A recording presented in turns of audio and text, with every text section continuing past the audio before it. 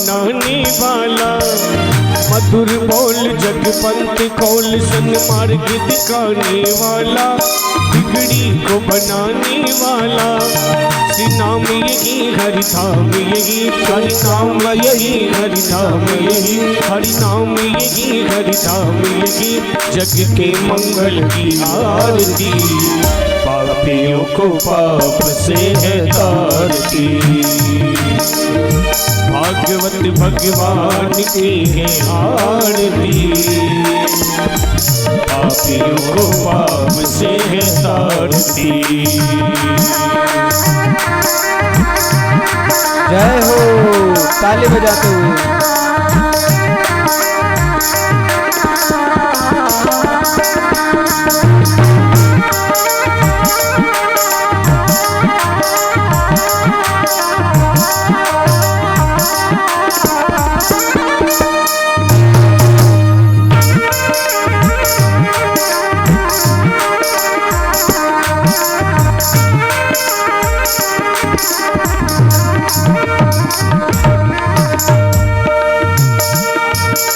भागवत भगवान की है आरती, पापियों को पाप से है तारती।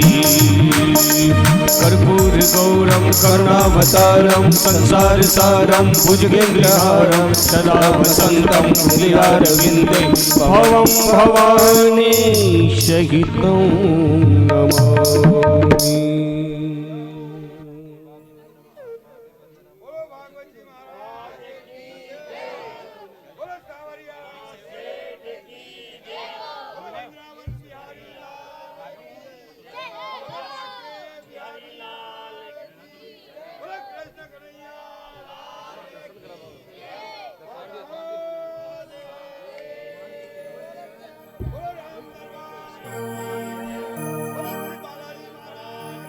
जय हो,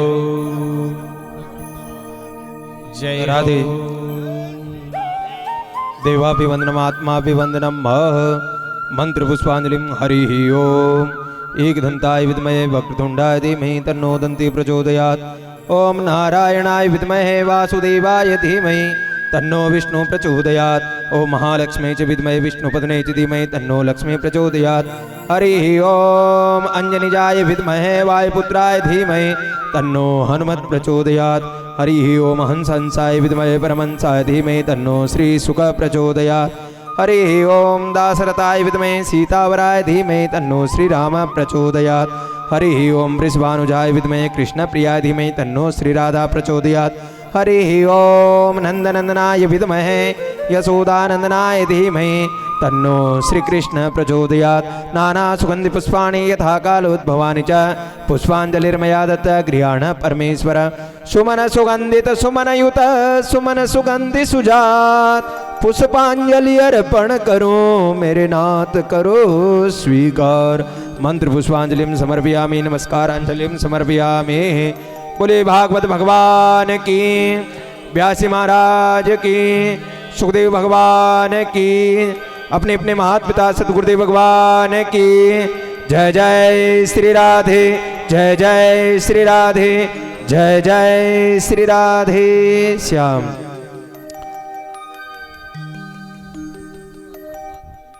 सभी श्रोता सज्जन अपने अपने आसन पर विराजमान हो जाएं।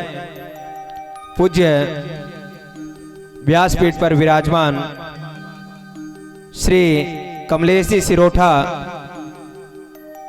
श्रीमद् भागवत सप्ताह वाचन ज्ञान यज्ञ आज से शुभारंभ होने जा रहा है। बड़ी कृपा है ठाकुर जी की, ऐसा शुभ संयोग बना है। अधिक से अधिक संख्या में पधारें और श्रीमद् भागवत कथा श्रवण करें और अपने जीवन को धन्य करें। भा प्रकाश चिदानंदो गतिर यस्य दुरत्यया वरिष्ठम सर्वशास्त्रेषु तरणिर्यद भवार्णवे। भव सागर से तराने वाली यह भागवत कथा जिसे सुनकर सभी पितरों का मोक्ष हो जाता है और इस कथा से सुनने से ठाकुर जी हृदय में आकर के विराजमान होते हैं। इसलिए अधिक से अधिक संख्या में पधारें एक बार सभी अपने हाथों को उठाकर भागवत भगवान का जय घोष करेंगे। बोलिए भागवत भगवान की, जय हो। बाल कृष्ण लाल की जय हो। जय जय श्री राधे। जय जय श्री राधे।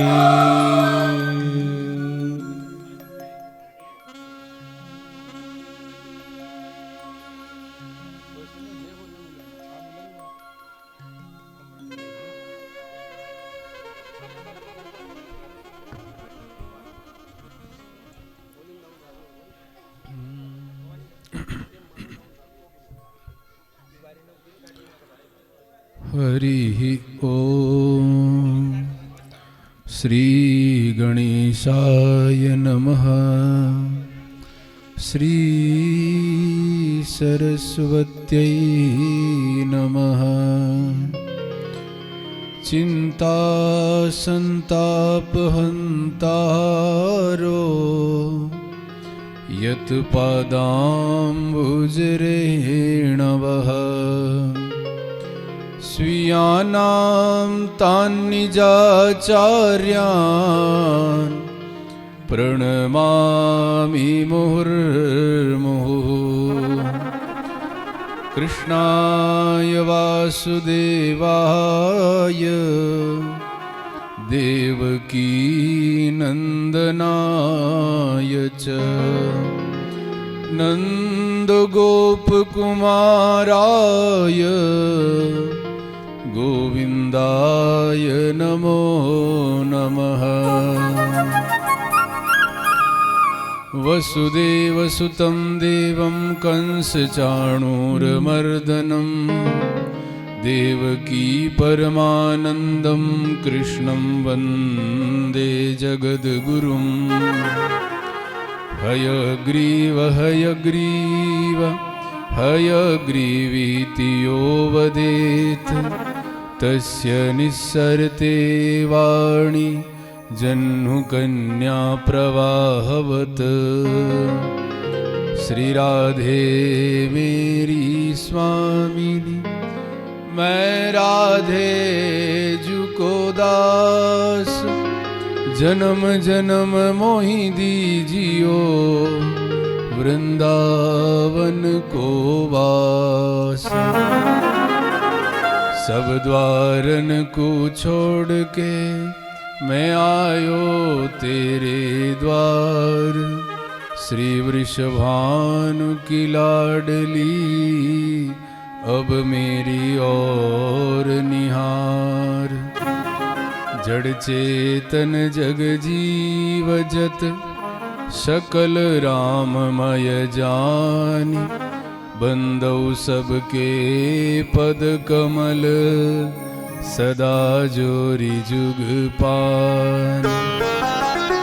सदा जोरी जुग पान।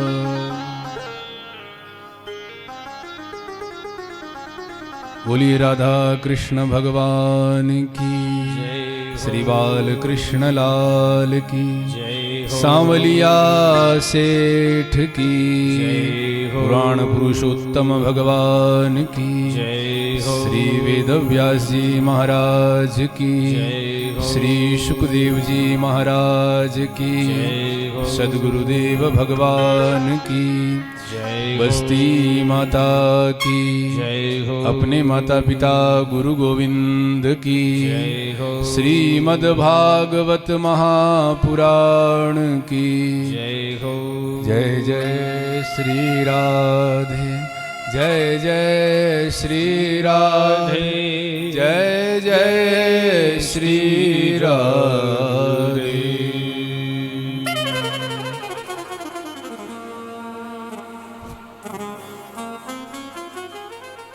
प्रिय सज्जनों, भक्तिमती माताओं,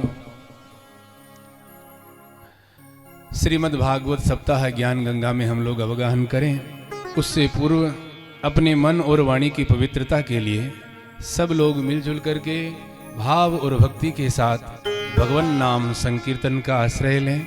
सब लोग गाएं और बजाएं।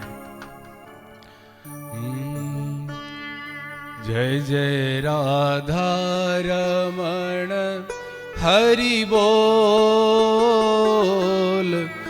जय जय राधा रमण हरि बोल।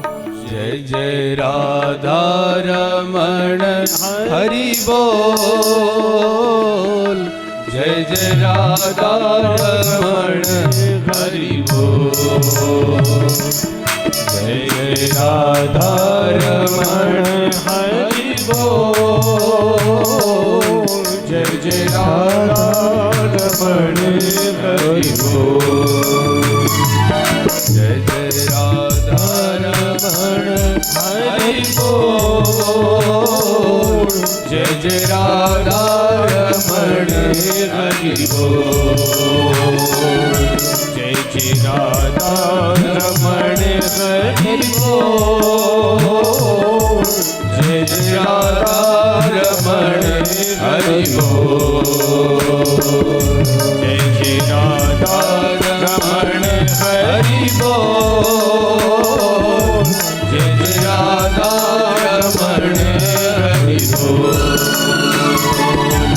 जय जय राधा रमण हरि बोल। जय जय राधा रमण हरि बोल। जय जय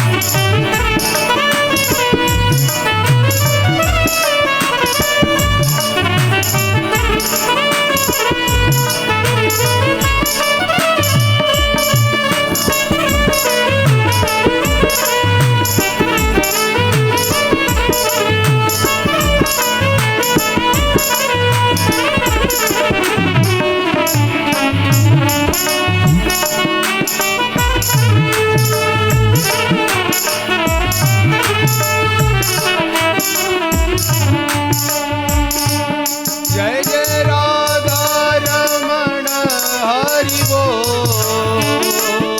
जय जय राधा रमण हरि बोल। जय जय राधा रमण हरि बोल। जय जय राधा रमण गाइए। जय जय राधा रमण हरि बोल।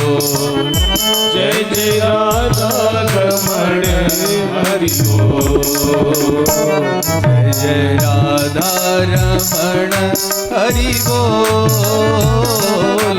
जय जय राधा रमण हरि बोल। जय जय राधा रमण हरि बोल। जय जय राधा रमण हरि बोल। जय जय राधा रमण हरि बोल। जय जय राधा रमण हरि बोल।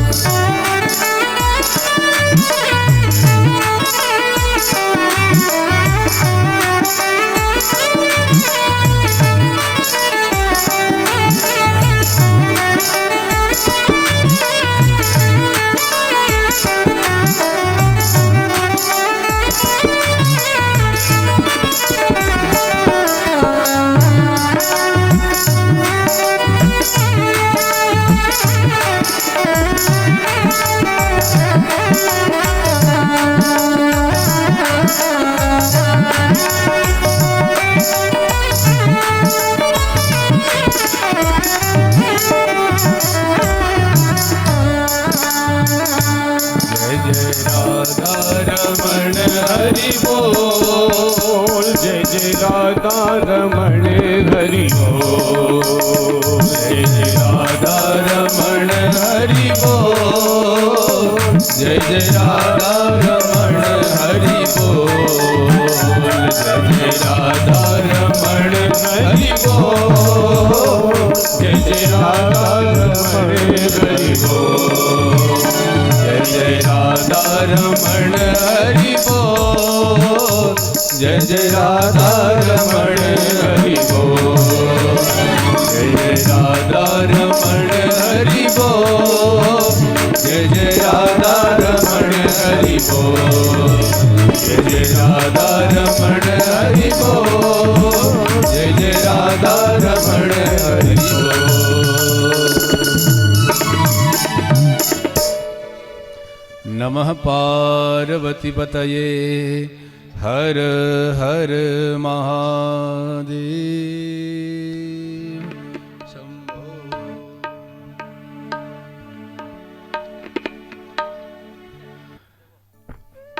परम सौभाग्य का विषय है। आज से लेकर 10 दिन पर्यंत श्रीमद्भागवत सप्ताह ज्ञान गंगा एवं साथ ही साथ भगवान के भक्त की पावन गाथा नरसिंह चरित्र की कथा हम लोग आज से 10 दिन पर्यंत सुनेंगे। ये बिना भगवान की कृपा के संभव नहीं है। जगत की सेवा जीवन भर करते हैं, लेकिन आज व्यास परिवार का भाग्योदय हुआ है जो भागवत जी की सेवा करने का मौका मिला है। ये कृपा बिना भगवान की कृपा के ये आयोजन संभव नहीं होता है, और आज ये संभव हुआ है और मौका मिला है, और ये सौभाग्य मिला है हमारे इस कथा के मुख्य यजमान श्रीमान भेरूलाल जी, श्रवणलाल जी एवं मिश्री लाल जी व्यास को। और आज से लेकर के 10 दिन पर्यंत हम लोग ये कथा का श्रवण करेंगे। और कथा सुनना ये बिना भगवान की कृपा के नहीं। भाग्योदयेन बहुजन्म समर्जितेन सत्संग मंच लभते पुरुषो यदा वै। एक जन्म के नहीं, 2 जन्म के नहीं, भागवत जी में लिखा है अनेक जन्मों के पुण्य जब उदय होते हैं तो भागवत कथा सुनने को प्राप्त होती है। आज हमारे पुण्यों का उदय हुआ है जो हम भागवत जी के दरबार में, ठाकुर जी के दरबार में हम लोग उपस्थित हुए हैं। पाम देह यही मार्ग सोई जा पर कृपा राम की होई। हमारे देश में 2 गंगा है। एक गंगा जो भागीरथी गंगा है, भागीरथ जी ने तपस्या करी और वो गंगा धरती पर आई। और दूसरी गंगा ये भागवती गंगा है। दोनों गंगा है, एक वो भागीरथी गंगा है और ये दूसरी भागवती गंगा है। दोनों पवित्र करने वाली है, दोनों लाभ देने वाली है, लेकिन दोनों में अंतर है। यदि भागीरथी गंगा में आपको स्नान करना है तो आपको गांव छोड़ना पड़ेगा, घर छोड़ना पड़ेगा, परिवार छोड़ना पड़ेगा, गाड़ी में बैठना पड़ेगा, जेब में पैसा लेना पड़ेगा, हरिद्वार जाना पड़ेगा, ऋषिकेश जाना पड़ेगा। उस भागीरथी गंगा में स्नान करना है तो ये सब छोड़ छाड़ करके जाना होगा। और भागवती गंगा में स्नान करना है तो कहीं जाने की जरूरत नहीं है, संकल्प करने की देरी है। ये भागवती गंगा आपके घर के आंगन तक बह करके आती है, इसीलिए भागवती गंगा श्रेष्ठ है। दूसरा, उस गंगा में आप स्नान करने गए और जैसे ही पानी में उतरे तो और कहीं गहराई में चले गए तो डूबने का खतरा है। आप उसमें डूब सकते हैं और डूब करके मर सकते हैं। उसमें डूबना नहीं है, उसमें डूब गए तो मर जाओगे। और इसमें डूबना है, इस गंगा में डूबना है, और इसमें जितना डूबोगे उतना तर जाओगे। ये इस गंगा की विशेषता है। वहां डूब गए तो मर जाओगे और यहां डूब गए तो, इसीलिए भागवती गंगा श्रेष्ठ है। और आज से हमें इस गंगा में अवगाहन करने का अवसर प्राप्त हुआ है। श्रीमद् भागवत कथा सुनने से पहले कुछ लोगों के मन में प्रश्न होते हैं कि महाराज कथा क्यों सुने, कथा क्यों सुने, ये प्रश्न होता है। और ये भी होता है कि कथा सुनने का फायदा क्या है, क्योंकि आज का आदमी बिना फायदे के कोई भी काम, किसी से भी कहो कि भैया ये काम करना, वो कहेगा करेंगे, लेकिन पहले बताओ तो सही फायदा क्या होगा। तो लोग हमसे भी पूछते हैं कि महाराज कथा सुनने का फायदा क्या है, कथा क्यों सुने। तो कथा सुनने का पहला फायदा है कि जब तक आप कथा के पांडाल में बैठे हो, तब जब तक आप भागवत जी के सामने बैठे हो, तब तक आपकी गिनती मोटरों का खेड़ा गांव में नहीं होती है, आपकी गिनती भगवान के दरबार में होती है। इसलिए ये कथा गांव छुड़ा करके भगवान के दरबार में बिठा देती है। ये कथा का पहला फायदा है। दूसरा, कथा सुनने से भगवान का परिचय मिलता है। आप लोग जानते हैं, लोग कहते हैं कि भजन किया करो, माला जपा करो, लेकिन जिस भगवान का भजन करते हैं, माला जपते हैं, उस भगवान को देखा तो नहीं। वो भगवान कैसा है? माला में मन लगेगा नहीं, क्योंकि जिसकी माला जप रहे हैं उसको देखा तो नहीं। वो भगवान कैसा है? वो भगवान करते क्या है? वो भगवान दिखते कैसे हैं? उनका स्वभाव कैसा है? यदि ये हम नहीं जानेंगे तो भगवान की माला में मन नहीं लगेगा। और ये जानेंगे कहां से? बोले जब तक कथा नहीं सुनोगे तब तक ये नहीं जानोगे कि भगवान कैसे हैं। कथा भगवान का परिचय देती है। कथा से हम जानते हैं, समझते हैं कि भगवान कैसे हैं। रामचरितमानस में गोस्वामी जी महाराज लिखते हैं, भगवान कैसे हैं। यद्यपि अखिल लोक कर राउ, अति कोमल रघुबीर सुभाव। भगवान पूरी दुनिया के सम्राट हैं, पूरी दुनिया के राजा हैं और लक्ष्मी के पति हैं। लक्ष्मी हमेशा भगवान के चरण ही दाबती रहती है। आजकल किसी के पास थोड़ी सी लक्ष्मी, थोड़ा सा धन ज्यादा इकट्ठा हो जावे तो महाराज जमीन पे ही नहीं देखता है। लेकिन भगवान के पास कितनी लक्ष्मी है और भगवान ने दुनिया को कितनी लक्ष्मी दे रखी है। जैसे समुद्र के अंदर आप पानी के अंदर एक सीख डालो, सीख को वापस निकालो, उस तिनके के ऊपर जो पानी की बूंद लग जाती है, बस इतनी सी लक्ष्मी से भगवान पूरे संसार को पाल रहे हैं। केवल इतनी बूंद जितनी सी लक्ष्मी से पूरे संसार का पालन हो रहा है। और भगवान के पास तो अखंड लक्ष्मी है और वो लक्ष्मी हमेशा भगवान के चरण ही दाबती रहती है। और जिनके पास अखंड लक्ष्मी है उनका स्वभाव कैसा है? कोमल नहीं, अति कोमल। अर्थात भगवान कहना चाहते हैं कि जिस डाली पर फल लगता है उस डाली को झुक जाना चाहिए। यानी कि धन ज्यादा आवे तो जितना ज्यादा धन आवे आदमी को उतना ही झुकना चाहिए। अति कोमल रघुबीर, भगवान का स्वभाव जो लक्ष्मी के सम्राट राजा हैं, पति हैं, लक्ष्मी जिनके चरणों की दासी है, उनका स्वभाव कोमल है। और हमारा महाराज कुछ लोग ऐसे होते जो अकड़ करके चलते हैं। भागवत जी कहती है, हमारे ग्रंथ कहते हैं, अकड़ना नहीं। आपने देखे होंगे नदी के किनारे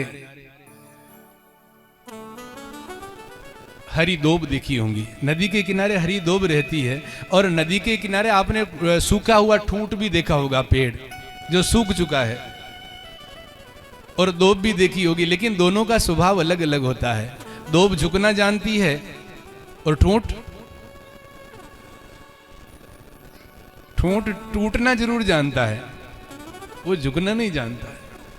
लेकिन जब नदी के जल में बारिश के समय में जब बाढ़ आती है, वो बाढ़ आती है तो दोब का कुछ नहीं बिगड़ता है, क्योंकि दोब तो झुकना जानती है। दोब झुक जाएगी, बाढ़ का पानी ऊपर से निकल जाएगा। लेकिन ठूंठ उसको झुकना नहीं आता है, और जो झुकता नहीं है, बाढ़ का जल आता है और बहा करके अपने साथ ले जाता है। इसीलिए ग्रंथ कहते हैं कि हमें झुकना सीखना चाहिए, हमें अकड़ नहीं। भगवान, आप जानते हैं कि पूरे शरीर में भगवान ने हड्डियां दी है। हाथों में हड्डियां हैं, पैरों में हड्डियां हैं, पेट में हड्डियां हैं, पीठ में हड्डियां हैं, खोपड़ी में हड्डियां हैं, सब पूरे शरीर में हड्डियां हैं। लेकिन भगवान ने जीभ में हड्डी दी क्या? किसी की जीभ में हड्डी नहीं दी। क्यों? इसलिए भगवान ने जीभ को रसीली बनाया है। भगवान कहते हैं कि तेरी जीभ में मैंने हड्डी नहीं दी, मुलायम बनाई है, रसीली बनाई है, हमेशा कभी सूखती ही नहीं है। रसीली इसलिए बनाया कि तू जब भी बोले तो मीठा बोले, जब भी जुबान खोले तो तेरी जुबान से अमृत ही बरसे। एक गांव के अंदर एक पेड़ था और उस पेड़ के ऊपर कौवा रहता था, और उसी पेड़ की दूसरी टहनी के ऊपर कोयल भी रहती थी। और जब कोयल और कौवा दोनों एक ही पेड़ पर रहते थे, तो जब कोयल बोलती थी तो गांव के लोग, छोटे छोटे बच्चे कोयल के पीछे पीछे आवाज से आवाज मिला करके बोलते थे। सबको अच्छी लगती थी। लेकिन जब कौवा बोलता था तो लोग पत्थर मारते थे। कौवा रोने लगा। अच्छा, आप लोग जानते हैं कौवा और कोयल दोनों की नाम राशि एक ही है। कैसे इसका नाम भी शुरू है और कैसे उसका नाम भी शुरू है। कौवा और कोयल दोनों की नाम राशि एक है। अच्छा, दोनों का रंग, दोनों की नाम राशि भी एक है, दोनों का रंग भी एक है। लेकिन कोयल बोलती है तो लोग नाचते हैं और कौवा बोलता तो लोग पत्थर मारते हैं। एक दिन कौवे को क्रोध आ गया। कौवे ने कहा, बहन कोयल, ये गांव छोड़ करके मैं दूसरे गांव में जा रहा हूं। कोयल ने कहा, क्यों? बोले, इस गांव के लोग भेदभाव करते हैं। तू बोलती है तो तेरे साथ साथ में गाते हैं, मैं बोलता हूं तो पत्थर मारते हैं। इस गांव के लोग तेरे से तो प्यार करते हैं, लेकिन इस गांव के लोग मेरे से नफरत करते हैं। इसलिए मैं इस गांव में नहीं, मैं दूसरे गांव में जाऊंगा। गांव बदलना है मुझे। तो कोयल ने कहा, प्यारे, बदलना है तो गांव मत बदल, बदलना है तो अपनी जुबान को बदल, अपनी बोली को बदल।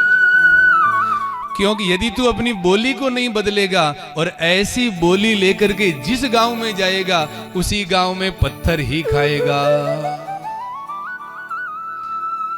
ऐसी वाणी बोलिए मन का आपा खोय, औरन को शीतल करे आपहु शीतल होय। कुछ शब्द ऐसे होते हैं जो अमृत का काम करते हैं और कुछ शब्द ऐसे होते हैं जो घाव कर जाते हैं और जन्म भर तक वो शब्द चुभते रहते हैं, याद आते रहते हैं। इसीलिए शब्द ही औषधि है और शब्द ही बीमारी है। इसलिए इन शब्दों को जब निकालो तो पहले सोचो कि हम बोल क्या रहे हैं, क्योंकि निकला हुआ शब्द वापस कभी नहीं आता। इसलिए ग्रंथ हमें सिखाते हैं, भागवत हमें सिखाती है कि हमें अकड़ना नहीं, हमें ठाकुर जी का जो स्वभाव है, कोमल स्वभाव है, वैसा स्वभाव हमारा होना चाहिए। और जहां भगवान की कथा होती है, यत्र यत्र रघुनाथ कीर्तनम तत्र तत्र कृतमस्तकांजलिम बाष्पबारी परिपूर्ण लोचनम मारुतिम नमत राक्षसांतकम। जहां जहां हरि कथा होती है वहां वहां हनुमान जी जरूर आते हैं। जो भगवान राम को कभी जिन्होंने अपने से अलग नहीं होने दिया, हमेशा राम जी की सेवा में ही रहे। और जब राम जी इस धराधाम को छोड़ करके जब अपने साकेत में जा रहे थे तो उस समय मैं ये राम जी का प्रसंग इसलिए लाया हूं कि क्योंकि आज का जो दिन है, आज विवाह पंचमी है। आज का बहुत बड़ा दिन है और विवाह पंचमी का मतलब आज ही के दिन त्रेता युग में भगवान राम और जानकी जी का विवाह हुआ था। और ऐसा ही सुंदर मौका इस व्यास परिवार को मिला है जो भगवान के विवाह के दिन भगवान की गाथा शुरू होने जा रही है। बोलो भागवत भगवान की। हनुमान जी जरूर होते हैं। भगवान जा रहे थे तो भगवान अयोध्या के लोगों को अपने साथ ले जा रहे थे। भगवान ने देखा कि सब लोग तो आ गए हैं साथ जाने, लेकिन हनुमान नहीं दिखाई देता। लक्ष्मण को भेजा, बुला करके लाया। हनुमान जी से पूछा कि हम जा रहे हैं, तुम हमें कभी छोड़ते नहीं हो, हमारे साथ नहीं चलोगे? हनुमान जी ने कहा कि प्रभु आपके साथ चलेंगे, लेकिन वहां मिलेगा क्या? आपके साकेत, आपके धाम में हमें मिलेगा क्या? भगवान ने कहा हम मिलेंगे। बोले प्रभु आप तो मिलोगे, लेकिन आपकी कथा मिलेगी या नहीं मिलेगी? भगवान ने कहा वहां हम मिलेंगे, वहां हमारी कथा नहीं मिलेगी। कथा तो केवल धरती पर ही मिलती है। हनुमान जी ने कहा तो प्रभु हम आपके बिना तो रह लेंगे, लेकिन आपकी कथा के बिना नहीं रहेंगे। इसीलिए आप जाइए, हमें तो कथा सुनने के लिए धरती पर ही रहना है। यत्र यत्र रघुनाथ कीर्तनम, जहां जहां कीर्तन होता श्री राम का। और एक बार बहुत प्यारी घटना कथा है। महाराष्ट्र में एक संत हुए हैं, नाम था उनका एकनाथ जी महाराज। बहुत सुंदर राम कथा सुना रहे थे। और आप लोग जानते हैं कि जहाँ कथा होती है वहाँ हनुमान जी किसी न किसी भेष में आ जाते हैं। हनुमान जी पहुंच गए कथा सुनने भेष बदल करके। एक नाथ जी राम कथा सुना रहे थे, गांव के सब लोग बैठ करके कथा सुन रहे थे। और कथा सुनाते सुनाते प्रसंग चल रहा था अशोक वाटिका का। एक नाथ जी महाराज ने कथा सुनाई और बोलने लगे कि जब हनुमान जी महाराज अशोक वाटिका में पहुंचे तो जाकर के क्या देखा, अशोक वाटिका में जितने फूल खिले हुए थे सारे फूल सफेद रंग के फूल थे अशोक वाटिका में। हनुमान जी भी कथा सुन रहे थे। हनुमान जी ने सोचा कि अशोक वाटिका में तो सफेद रंग का एक भी फूल नहीं था, जितने फूल थे सारे लाल रंग के थे। ये महाराज लोगों को गलत कथा सुना रहे। तो हनुमान जी आगे आ गए। लोगों को तो नहीं दिख रहे लेकिन महाराज को दिख रहे। एक नाथ जी ने इसे कहा हनुमान जी ने कि महाराज ये लोगों को गलत कथा सुनाना बंद करो। क्यों? बोले आप बोल रहे हो कि अशोक वाटिका में जितने फूल थे सारे सफेद रंग के थे। बोले हाँ। हनुमान जी ने कहा अशोक वाटिका में एक भी फूल सफेद रंग का नहीं था, जितने फूल थे सारे फूल लाल रंग के थे। एक नाथ जी ने कहा महाराज हमारे ग्रंथ में लिखा है कि सारे फूल सफेद रंग के। हनुमान जी ने कहा कि एक बात बताओ, अशोक वाटिका में तुम गए थे कि तुम्हारा ग्रंथ गया था कि मैं गया था? बोले गए तो आप ही थे, गए तो आप ही थे। तो हनुमान जी ने कहा कि जब मैं गया था तो मैंने अपनी आंखों से देखा था सारे फूल लाल रंग के थे। एक नाथ जी ने कहा महाराज आपने भले ही लाल रंग के देखे होंगे, मैं वही बोलूंगा जो हमारे ग्रंथ में लिखा है, मैं आपकी बात नहीं मानने वाला। हनुमान जी ने कहा तो फिर रुक, मैं अभी राम जी से पूछ करके आता हूं। एक नाथ जी ने कहा कि प्रभु राम जी तो आपके ही खासम खास है, आपके ही पक्ष में फैसला देंगे। जब कोई फैसला देते तो पक्ष और विपक्ष दोनों सामने होने चाहिए। आप अपनी बात रखना, मैं अपनी बात रखूंगा। एक नाथ जी ने सोचा कि इस राम जी का दर्शन करने का इससे अच्छा मौका और क्या हो सकता है, इसी बहाने ठाकुर जी के दर्शन हो जाएंगे। तो हनुमान जी ने कहा ठीक है चलो। एक नाथ जी को लिया और हनुमान जी भगवान राम के दरबार में पहुंच गए। बोलो रामचंद्र भगवान की जय हो। राम दरबार में पहुंचे और हनुमान जी ने प्रणाम किया, एक नाथ जी ने प्रणाम किया। राम जी सिंहासन पर विराजमान थे और जाकर के हनुमान जी ने कहा प्रभु ये कलयुग का कथावाचक लोगों को गलत कथा सुना रहा है क्या? हनुमान जी ने कहा प्रभु अशोक वाटिका में जितने फूल थे सारे सफेद रंग के थे, एक भी फूल सारे लाल रंग के थे, एक भी फूल सफेद रंग का नहीं था। और ये कलयुग का कथावाचक लोगों को कह रहा है कि जितने फूल थे सारे सफेद रंग के थे। राम जी ने पूछा एक नाथ जी से महाराज आप बताओ क्या हनुमान जी सही बोल रहे हैं? एक नाथ जी ने कहा कि प्रभु अशोक वाटिका में जितने फूल थे सारे सफेद रंग के थे, ये मैं अपने मन से नहीं हमारे ग्रंथ में लिखा है, मैं तो वही बोल रहा हूं जो ग्रंथ में लिखा है। हनुमान जी ने कहा कि प्रभु ये ग्रंथ का बोला पढ़ रहा सुना रहा है, मैं आंखों देखा सुना रहा हूं। अब एक नाथ जी कहे सफेद रंग के और हनुमान जी कहे लाल रंग के। अब राम जी किसके पक्ष में फैसला दे? थोड़ी देर सोचा विचार किया और उसके बाद राम जी ने कहा कि देखो एक नाथ ग्रंथ पढ़ करके बोल रहा है। और हनुमान जी से कहा कि आप वहां जाकर के देख करके आए, लेकिन आप थोड़ी ही देर के लिए गए थे, लेकिन अशोक वाटिका में सीता जी लगभग 1 साल तक रही थी। तो ये इस बात का फैसला सीता जी अच्छा कर सकती है। ये ग्रंथ पढ़ करके बोल रहा है और तू आंखों देखा बोल रहा है, लेकिन तू थोड़ी देर के लिए ही गया था और सीता जी लगभग 1 साल तक रही थी। ये फैसला सीता जी के ऊपर छोड़ना चाहिए। जाओ जानकी को बुला करके लाओ। हनुमान जी पहुंच गए, माता सीता को बुला करके लाए। राम जी ने कहा कि जानकी एक नाथ कहता है कि सारे फूल सफेद रंग के, हनुमान कहता है कि लाल रंग के, तुम 1 साल तक वहां रही थी, तुम बताओ अशोक वाटिका के फूल किस रंग के थे? तो सीता जी ने कहा कि प्रभु अशोक वाटिका में न तो कोई फूल सफेद रंग का था और न कोई फूल लाल रंग का था, जितने फूल थे सारे काले रंग के फूल थे। फैसला तो नहीं हो रहा है और उलझता जा रहा। जानकी जी ने कहा कि प्रभु जितने फूल थे सारे काले रंग के थे, श्याम वर्ण के फूल थे, एक भी लाल और सफेद फूल नहीं था। अब हनुमान जी ने सोचा कि ये तो और झगड़ा बढ़ गया है। बहुत देर सोच विचार करके भगवान राम ने कहा, हनुमान तुम तीनों सही हो, तुम में से किसी की भी बात गलत नहीं है। हनुमान जी ने कहा कि प्रभु एक सही हो सकता है, दो गलत होंगे, तीनों सही कैसे हो सकते? हनुमान जी राम जी ने कहा कि देख हनुमान, सबसे पहले तो सही है संत एकनाथ। ये बच्चों को बिठाओ। सबसे पहले तो सही है एकनाथ। क्यों? क्योंकि संत एकनाथ ग्रंथ पढ़ करके बोल रहा है और ग्रंथ में कभी गलत लिखा हुआ नहीं होता, इसलिए सबसे पहले तो सही है एकनाथ। और फिर दूसरा बोले हनुमान तू भी सही है। हनुमान जी ने कहा प्रभु एकनाथ सही है, मैं कैसे सही?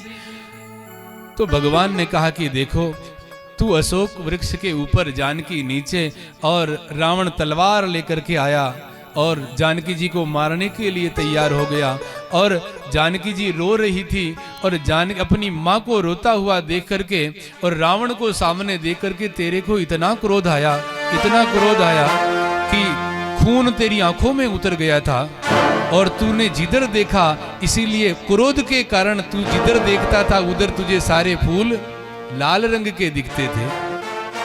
तू भी अपनी जगह सही है। तो जानकी जी ने कहा कि प्रभु तो क्या मैं झूठ बोल रही हूं? भगवान ने कहा नहीं, इन दोनों से भी श्रेष्ठ तो तू है। क्यों? बोले क्योंकि तेरी आंखों में हमेशा मैं समाया हूं, हमेशा मैं बसा हूं, इसलिए मेरा श्याम वर्ण है। इसलिए तू जहां देखती है, जित देखूं तित श्याममयी है, जहां देखती है वहां पर तुझे मेरा ही रूप दिखाई देता है, इसलिए तुझे सफेद फूल भी श्याम वर्ण के दिखाई देते हैं। बोलो राजा रामचंद्र भगवान की जय हो। इसलिए जहां कीर्तन होता है, जहां कथा होती है, वहां हनुमान जी अवश्य पधारते हैं। यत्र यत्र रघुनाथ कीर्तनम तत्र तत्र कृतमस्तकांजलिम बाष्पवारि परिपूर्ण लोचनम मारुतिम नमत राक्षसांतकम।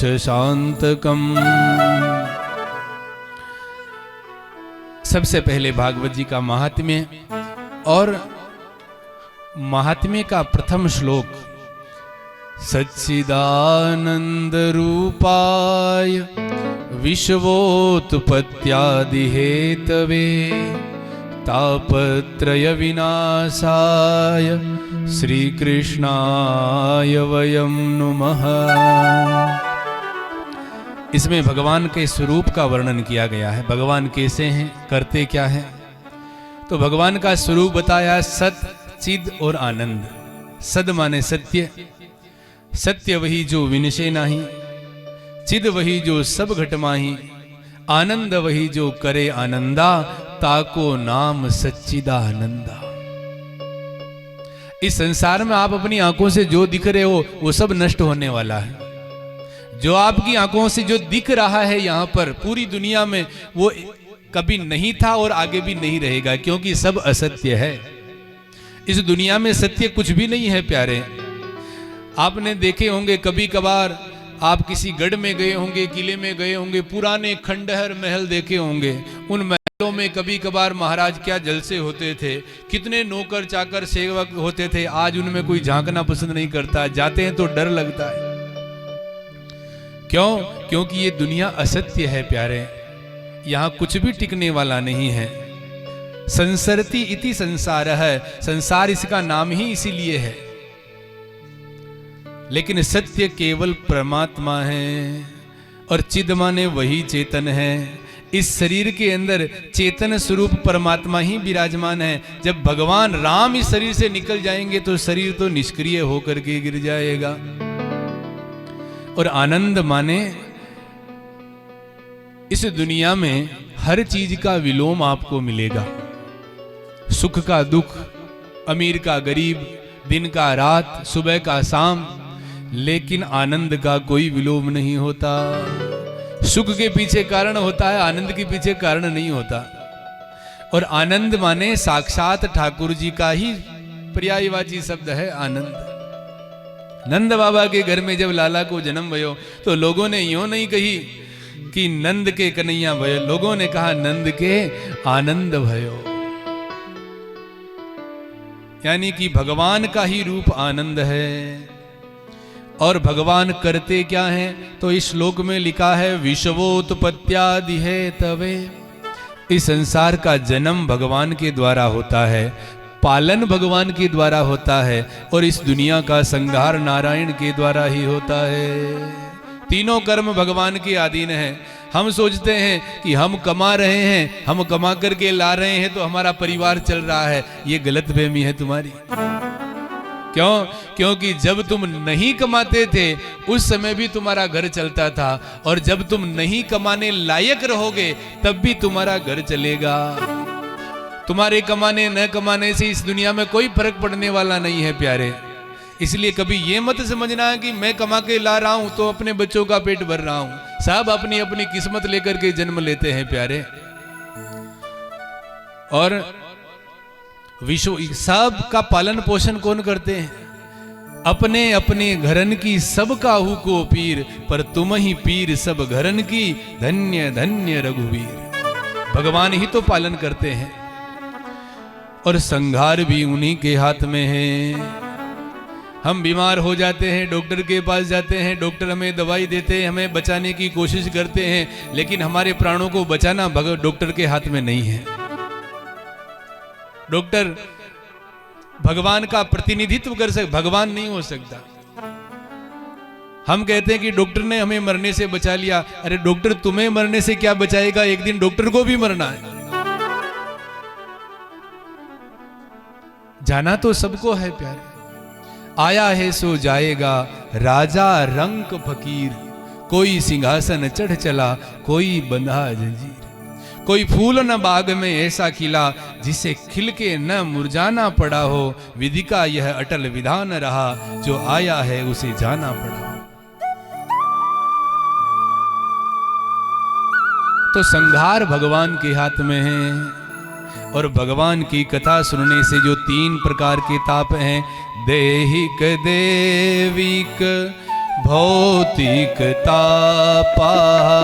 देहिक दैविक भौतिक तापा।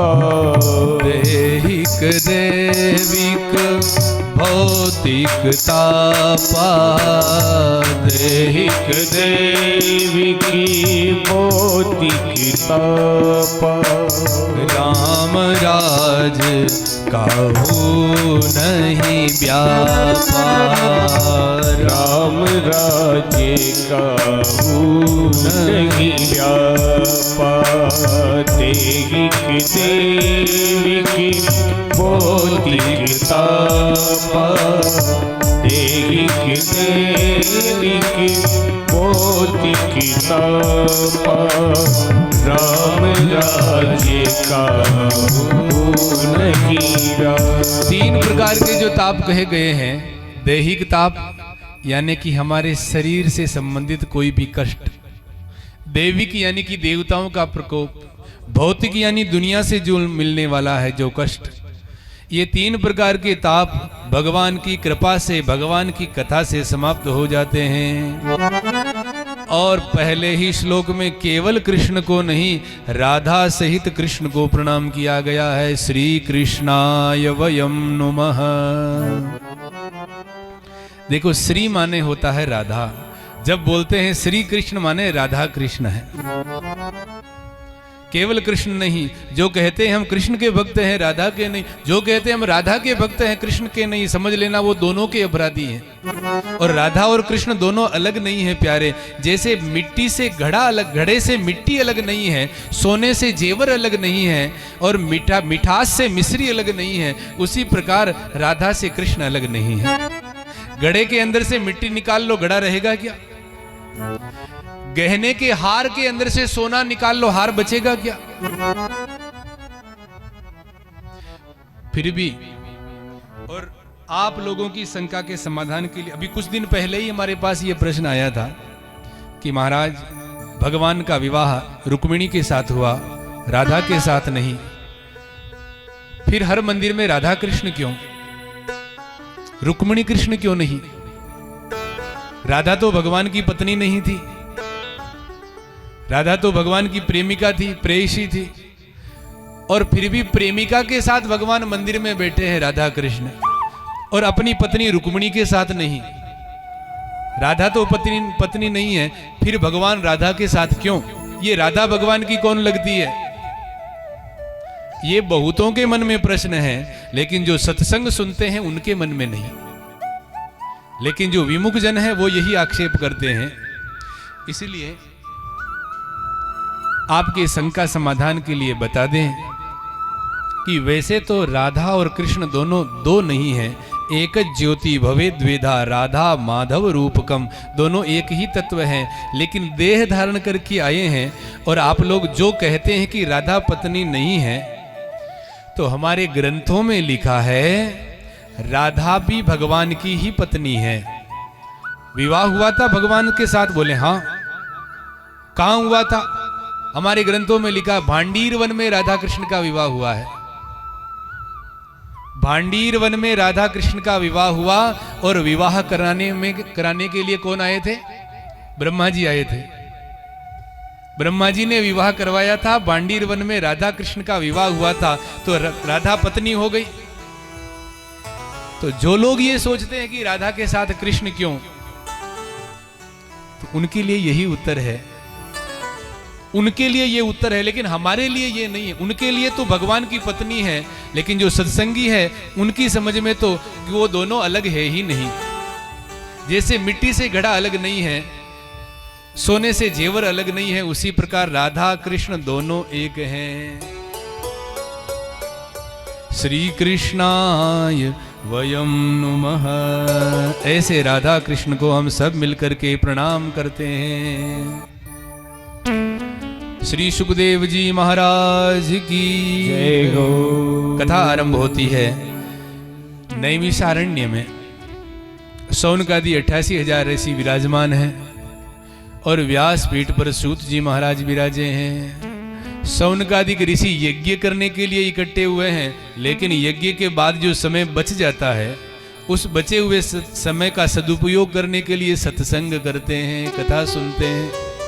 सूत जी का आगमन हुआ, पूजन किया, व्यासपीठ पर बिठाया और प्रश्न पूछा कि गुरुदेव, अज्ञान ध्वांत विध्वंस कोटि सूर्य समप्रभ, सूताख्या ही कथा सारम मम कर्ण रसायनम। हे गुरुदेव, आपके हृदय में ज्ञान रूपी प्रकाश है, और हमारे हृदय में अज्ञान रूपी अंधेरा भरा हुआ है। इसीलिए सूताख्या ही कथा सारम, कथा नहीं, क्योंकि कथा तो अनंत है, हमारा जीवन पूरा हो जाएगा, कथा कभी पूरी।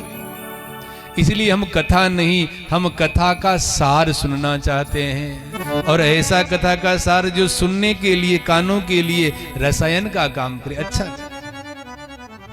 और गुरुदेव, भक्ति ज्ञान और वैराग्य को बढ़ाने के लिए वैष्णव लोग क्या करते हैं, माया मोह से पार जाने के लिए क्या करते हैं? इस घोर कलिकाल में लोग राक्षसी स्वभाव के हो गए हैं। अच्छा, राक्षस कौन है? राक्षस कौन? हम लोग तो केवल यही जानते हैं कि हम वो टीवी में देखते हैं जिसके सींग हो, काला कलूटा शरीर हो, लंबे लंबे बाल हो, वो राक्षस। वो तो टीवी वाले हमें समझाने के लिए वैसा रूप लाते हैं, लेकिन राक्षस वो नहीं है। राक्षस कौन है? ये बात टीवी से नहीं, ये बात महादेव से समझो। पार्वती ने पूछा कि राक्षस कौन है, तो महादेव ने कहा कि देवी, राक्षस कौन है उसकी परिभाषा बता रहे हैं।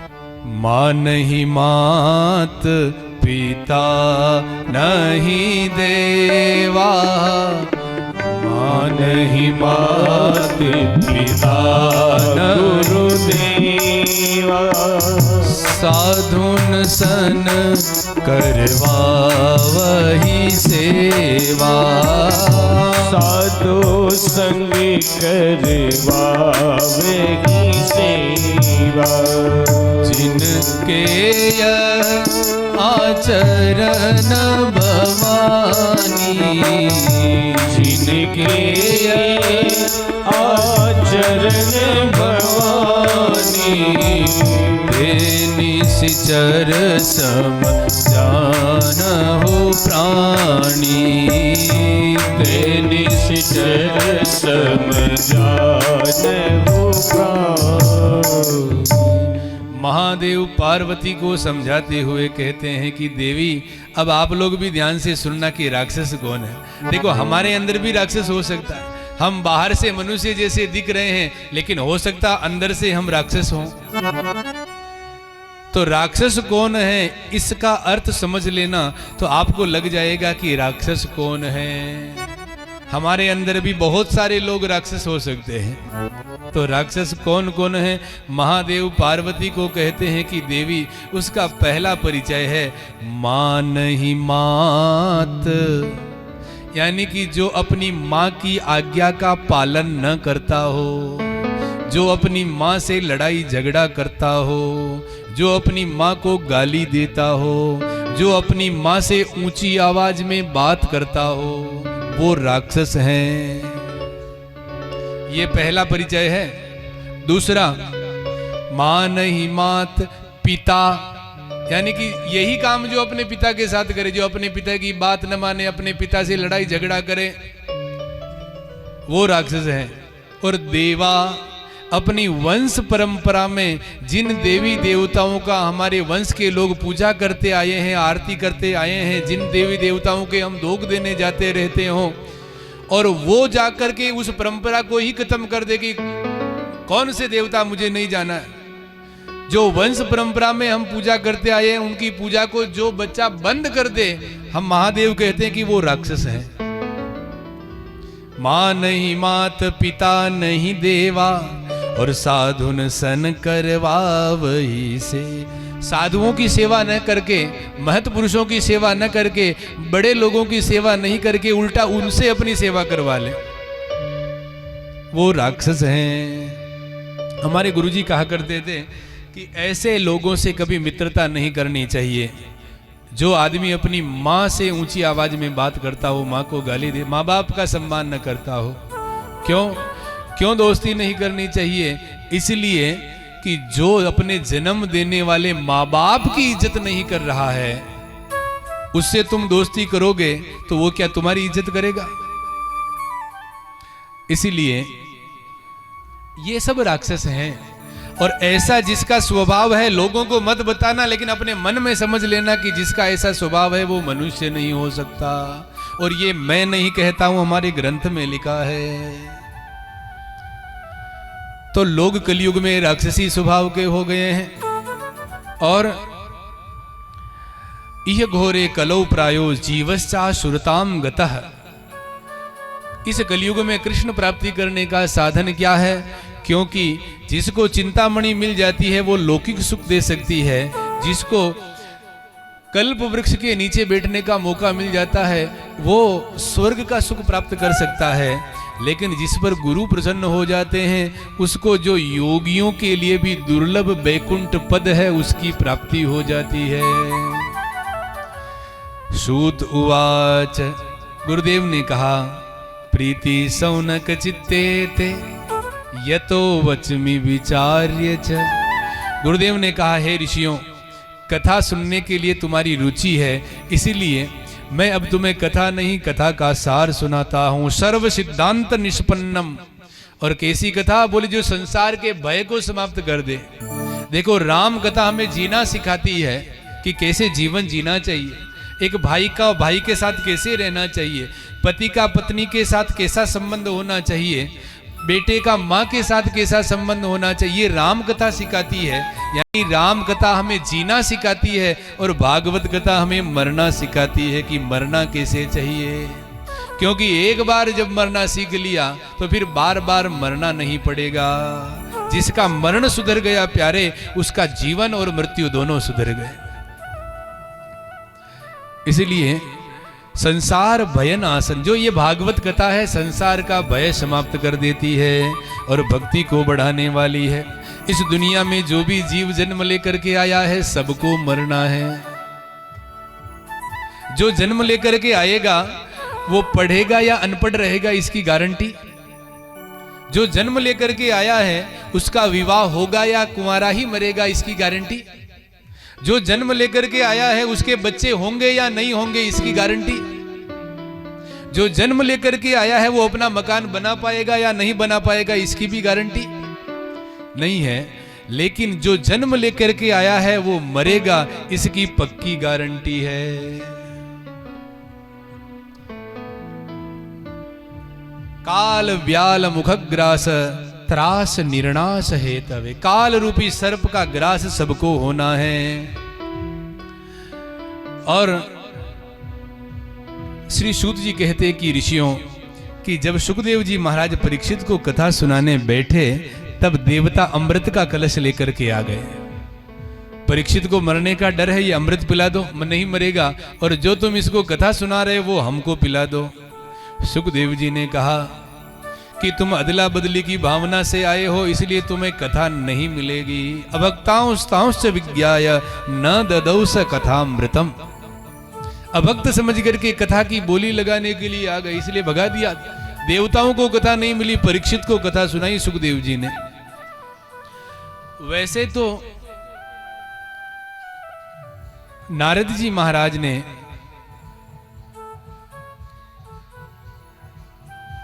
श्रीमद सत्यलोके तुलाम बद्ध्वा तोलयत साधनान यजः 7 दिन तक बैठ करके सनकादिक ऋषियों से कथा सुनी। क्यों? क्योंकि जब देवताओं को भगा दिया तो सारे देवता ब्रह्मा के पास पहुंच गए कि ऐसा कथा में क्या है। ब्रह्मा जी महाराज ने तराजू उठाया और एक पलड़े में सारे ग्रंथ रख दिए, दूसरे पलड़े में भागवत जी को रख दिया। जैसे ही उस तराजू को उठाया तो आप लोग जानते हैं कि जो भारी होता है वो नीचे हो जाता है। तो महाराज सारे ग्रंथ हल्के होकर के ऊपर उठ गए और जिस ग्रंथ में भागवत जी रखी हुई थी और वो ग्रंथ भारी होने के कारण नीचे आ गया। और महाराज यद्यपि ब्रह्म संबंधात श्रुतमेतत् सुरर्षिणा सप्ताह श्रवण विधि कुमारैस्तस्य भासतः। वैसे तो ब्रह्मा जी से सुनी लेकिन सप्ताह विधि सनत कुमारों से सुनी नारद जी ने। तो शौनकादिक ऋषियों ने कहा कि गुरुदेव नारद जी को तो श्राप लगा है, एक गाय का दूध निकालते हैं उतनी ही देर वो एक दरवाजे पर ठहरते हैं, इससे ज्यादा देर वो टिक नहीं सकते, रुक नहीं सकते। दक्ष का श्राप है नारद को। तो फिर 7 दिन तक बैठ करके उन्होंने कथा कैसे सुन ली। तब महाराज सूत जी महाराज कहते हैं एकदा ही विशालायाम चत्वार ऋषयो मलाः सत्संगार्थम समायाता ददृशुस्तत्र नारदम। एक बार बद्री विशाल क्षेत्र में सनक, सनंदन, सनातन और सनत कुमार ये चारों ऋषि भ्रमण कर रहे थे। हरिशरणम का जाप कर रहे थे। और चारों ऋषि जब भ्रमण कर रहे थे तो सामने से नारद जी को आता हुआ देखा। तो क्या देखा? नारद जी का चेहरा उदास है, मुख मलिन है। जो वीणा बजा करके नारायण नारायण गाते हैं वो वीणा को पीछे लटका रखा है, चेहरा मलिन है। तो सनत कुमारों ने पूछा कथम ब्रह्मन दीन मुखः। हे नारद जी, आपकी जुबान से हमेशा नारायण नारायण शब्द निकलता है, आज तुम्हारा चेहरा लटका हुआ है, मुख मलिन है, वीणा पीछे लटका रखी है, ऐसा तुमको क्या कष्ट है? और हे नारद जी, तुम्हारा चेहरा देखने से ऐसा लगता है जैसे किसी बहुत बड़े धनवान कंजूस सेठ का सारा धन चोर चुरा करके ले जावें, उसके बाद उसका चेहरा जैसा होता है वैसा तुम्हारा दिखता है। गत वित्तो यथा जनः। लेकिन तुम तो भगवान के भक्त हो और तुम्हारा ऐसा क्या चला गया जो तुम्हारा चेहरा मलिन है? भगवान के भक्त का जो धन होता है वो भगवान के नाम रूपी धन होता है और वो धन कोई चुरा नहीं सकता। जो ले जाएगा तो और बढ़ेगा। भगवान के भक्ति के भंडार की बड़ी अपूर्व बात, ज्यों खर्चे त्यों त्यों बढ़े और बिन खर्चे घट जाते। इसलिए तुम्हारा मुख मलिन क्यों? जो भक्तों का धन होता है वो भगवान नाम धन होता है। ब्रजवासियों से पूछो तुम्हारा धन क्या है, वो एक ही जवाब देंगे।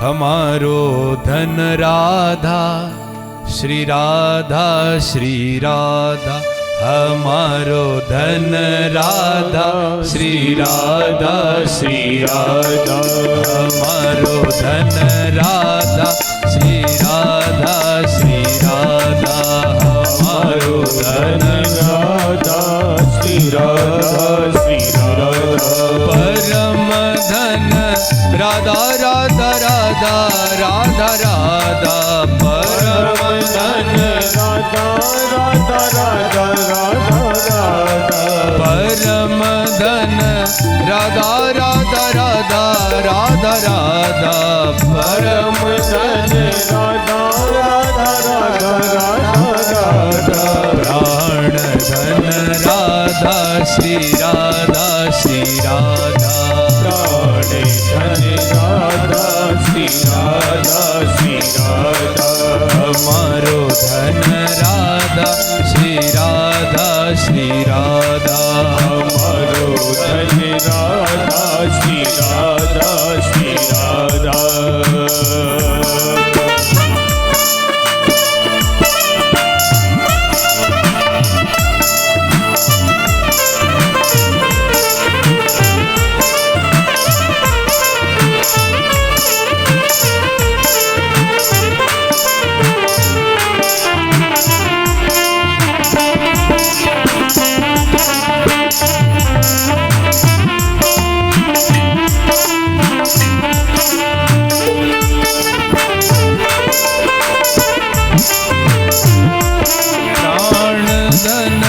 राधा राधा राधा राधा राधा, प्राण धन राधा राधा राधा राधा राधा, प्राण धन राधा राधा राधा राधा राधा, प्राण धन राधा राधा राधा राधा राधा, जीवन धन राधा श्री राधा श्री राधा, जीवन धन राधा श्री राधा श्री राधा, जीवन धन राधा श्री राधा श्री राधा, जीवन धन राधा श्री राधा श्री राधा, हमारो धन राधा श्री राधा श्री राधा, हमारो धन राधा श्री राधा श्री राधा, हमारो धन राधा श्री राधा श्री राधा।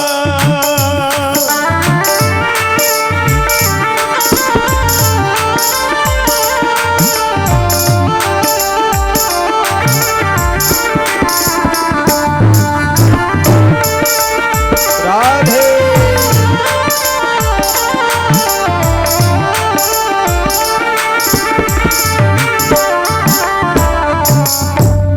तो ब्रजवासियों का धन क्या है? राधा नाम, यानी कि भगवान नाम ही भक्तों का धन होता है। मीराबाई ने जब चित्तौड़ का किला छोड़ा और वृंदावन जाने लगी, छोटी थी मीराबाई उस समय, छोटी बच्ची थी उस समय। मीराबाई के गांव में एक बारात आई। मीराबाई ने अपने महलों की खिड़की को खोल करके देखा, छोटी सी बच्ची थी, बारात निकल करके जा रही थी। घोड़ी के ऊपर दूल्हा बींद बैठा हुआ था, आगे आगे बाजे बजते जा रहे थे, लोग नाचते जा रहे थे। मीराबाई छोटी बच्ची माँ को बुला करके पूछा कि माँ, ये बाजे बज रहे हैं, वो जो घोड़ी पर बैठा है कौन है? वो लोग नाचते जा रहे हैं, ये कहाँ से आए और कहाँ जा रहे हैं?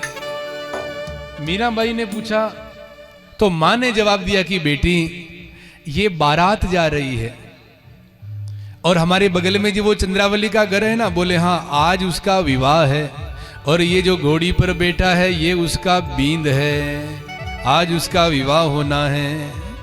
मीराबाई ने कहा माँ, ये चंद्रावली का बींद है? बोले हाँ, यदि चंद्रावली का बींद ये है तो मेरा बींद कहाँ है? मेरा बींद कहाँ है? माँ ने कहा बेटी, अभी तू छोटी है, जब बड़ी हो जाएगी तो तेरे भी बींद आएगा। बेटी ने कहा ना माँ, मुझे तो बींद चाहिए और आज ही चाहिए।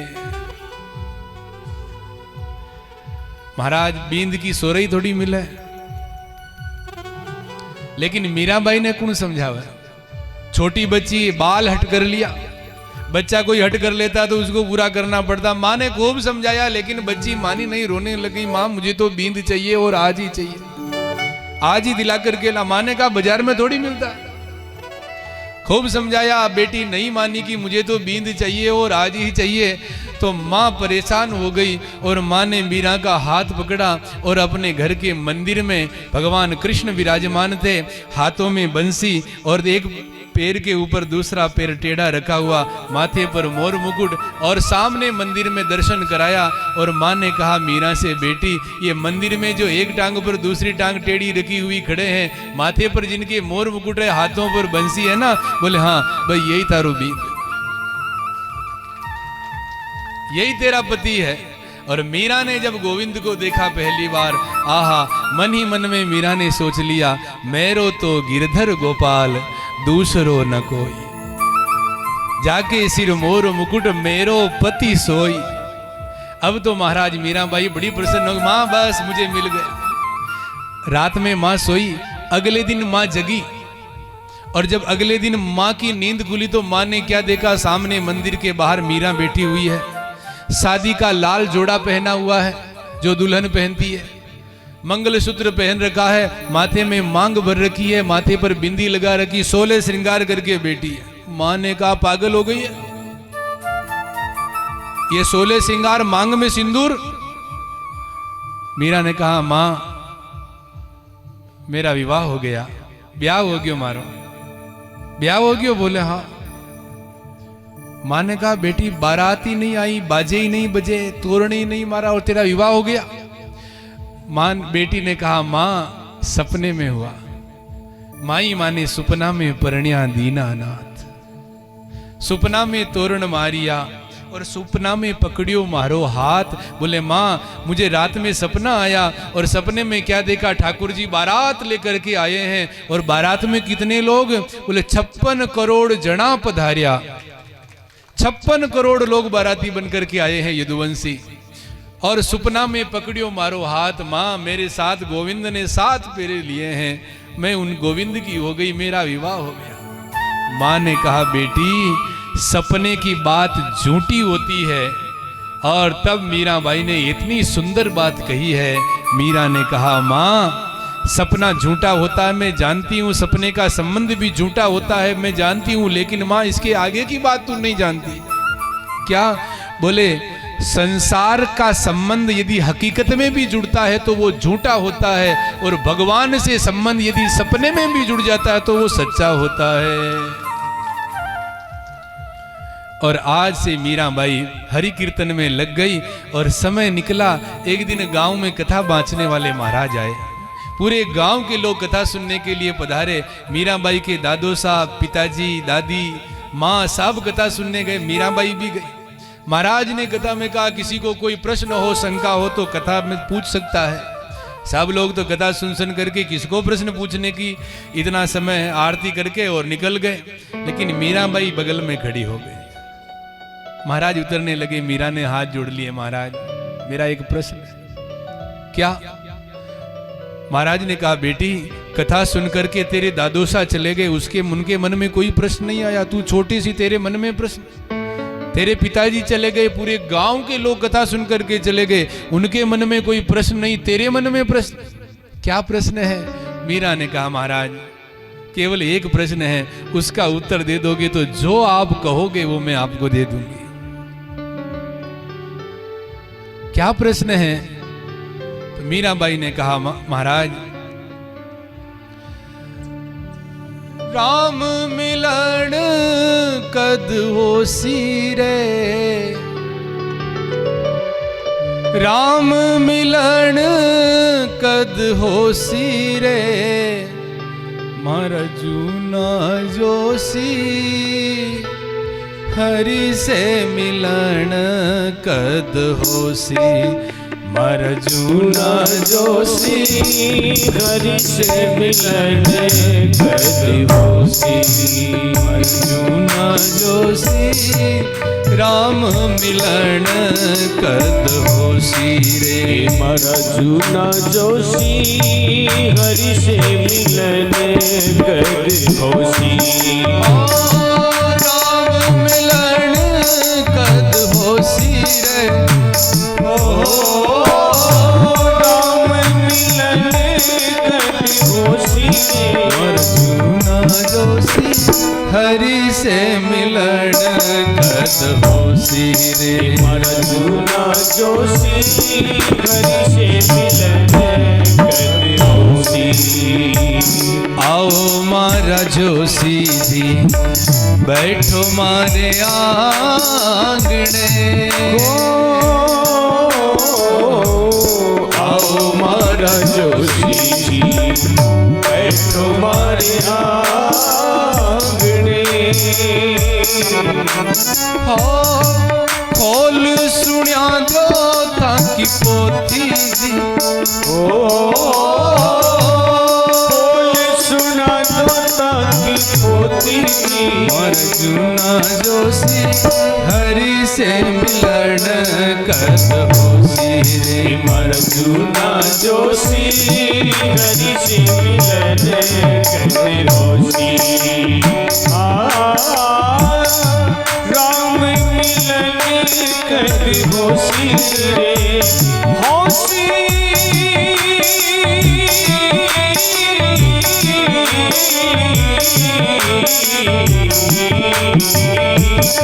राम मिलन कद होसी रे।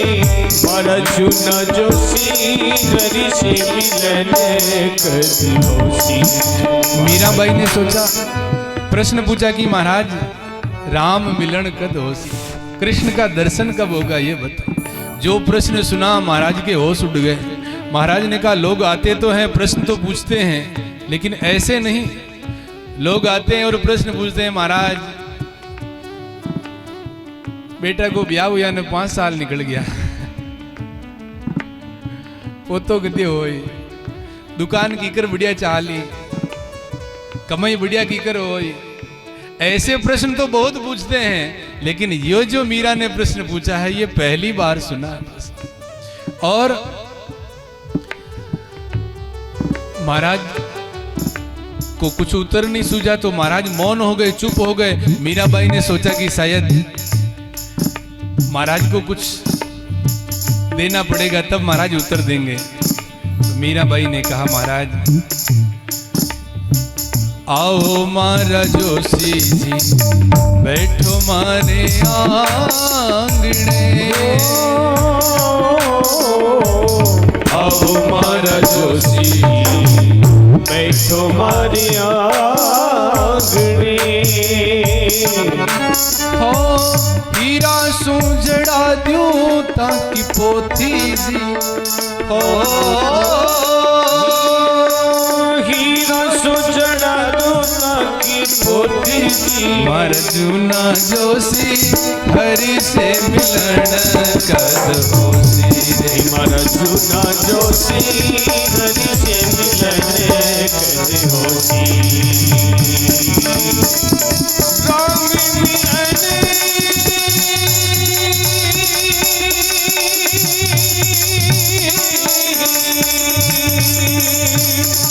राम मिलन कद होसी रे।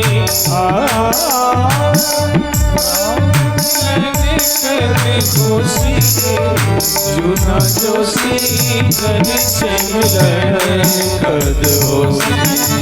अर्जुना जोशी हरि से मिलन कद होसी। जब मीराबाई ने कहा महाराज हमारा प्रश्न को यदि आप उत्तर दे दियो तो थाकी जी आप पोथी है, ई पोथी ने मैं हीरा मोतियों जड़ा दियो। लेकिन फिर भी महाराज ने कोई उत्तर नहीं दिया। तो मीराबाई ने सोचा कि शायद ब्राह्मण देवता है, धन से लगाव नहीं होगा, भोजन से होगा। ब्राह्मण है, भोजन में दिमाग ज्यादा रहता होगा। तो मीराबाई ने कहा महाराज खीर खांड राजोसी चिमण जिमा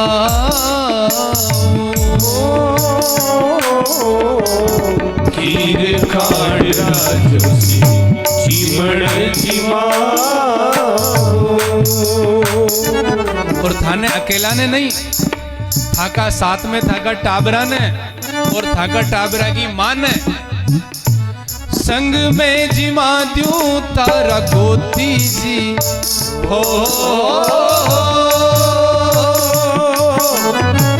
संग में जिमा द्यूं तारा गोती जी। अर्जुना जोशी राम मिलन कद होसी। अर्जुना जोशी राम मिलन कद होसी। हर्ष मिलन कद होसी। होसी होसी राम मिलन कद होसी। अर्जुना जोशी हर्ष मिलन कद होसी। अर्जुना जोशी हर्ष मिलन कद होसी।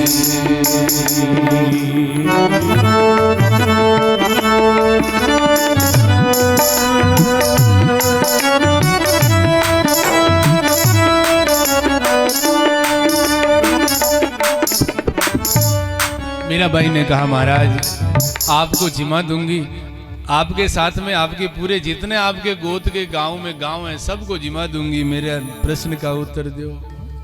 महाराज ने कहा कि मीरा इस प्रश्न का उत्तर तो मेरे पास भी नहीं है। ऐसे ऐसे प्रश्न मीराबाई बचपन में करते। विवाह हुआ, राणा के साथ आ गई, लेकिन जैसे ही चित्तौड़ के किले में आई पहले ही दिन मीराबाई ने कह दिया कि मेरा पति केवल कृष्ण है, दुनिया का कोई व्यक्ति मेरा पति नहीं हो सकता। संसार के किसी व्यक्ति से मीराबाई ने पति का संबंध रखा ही नहीं। और मीराबाई भजन में लग गई। कुछ समय बाद में मीराबाई का जो पति था उसकी मृत्यु हो गई, विधवा हो गई संसार की दृष्टि से। लेकिन और आप लोग जानते हैं कि जो कोई विधवा हो जाती है तो घर के लोग उसके ऊपर बहुत सारी पाबंदियां लगा देते हैं। वहां नहीं जाना, वहां नहीं बैठना, वहां नहीं, ये नहीं खाना, वो नहीं करना। ऐसी सारी पाबंदियां मीराबाई पर लग गई तो मीराबाई उदास होने लगी। भजनों में जाना बंद कर दिया, सत्संग में जाना रोक दिया, सब पर रोक लग गई। मीराबाई घर में बैठ करके महलों में रोने लगी। और कुछ समय बाद में महाराज चित्तौड़गढ़ में गोस्वामी जी तुलसीदास जी का आगमन हुआ। मीराबाई ने पत्र लिखा है गोस्वामी जी को, स्वस्ति श्री तुलसी गुण भूषण दूषण हरण गोसाई, बारही बार कृपा करो अब हरो शोक समुदाई। घर के स्वजन हमारे जेते सबनी उपाधि मचाई, बालापन ते मीरा कीनी गिरधर संग मिताई, सो तो अब छूटत नहीं क्यों लगन लगी बरियाई। ए गोस्वामी जी महाराज, मैंने बचपन से कृष्ण को पति मान लिया है, मैं सत्संग में जाना चाहती हूँ, लेकिन मेरे परिवार के लोगों ने रोक लगा दी है, मुझे सत्संग में नहीं जाने दिया जाता है, भजन से रोक लगा दी है। आप मेरे तात मात के सम हो, हरि भक्तन सुखदाई, मौकू कहा उचित है करीबो, सो लिखियो समुझाई। आप मेरे माता पिता के समान हो, आप बताओ मुझे क्या करना चाहिए। मैं बिना सत्संग के, बिना गोविंद के नहीं रह सकती, मेरे ससुराल के लोग जाने नहीं देते, आप बताओ मुझे क्या करना है। तो गोस्वामी जी ने पत्र से जवाब दिया, जाके प्रियन राम वैदेही, तजिए ताहि कोटि बैरी सम, यद्यपि परम स्नेही। जो भगवान के भजन करने में, सत्संग में जो बाधा डाल रहा हो उसे छोड़ देना चाहिए, उस परिवार को, उस घर को छोड़ देना चाहिए जो भजन करने में बाधा डालता हो। तो मीराबाई ने पूछा कि गुरुदेव, इतनी बड़ी बात छोटे से शब्दों में लिख दी, मैं परिवार को कैसे छोड़ दूं। परिवार को छोड़ना सरल नहीं है एक महिला के लिए। एक स्त्री परिवार को छोड़ करके निकल जाए बहुत कठिन है। महाराज भगवान के लिए आज के पहले कभी किसी ने भगवान के लिए अपने परिवार को छोड़ा हो तो आप मुझे बताओ।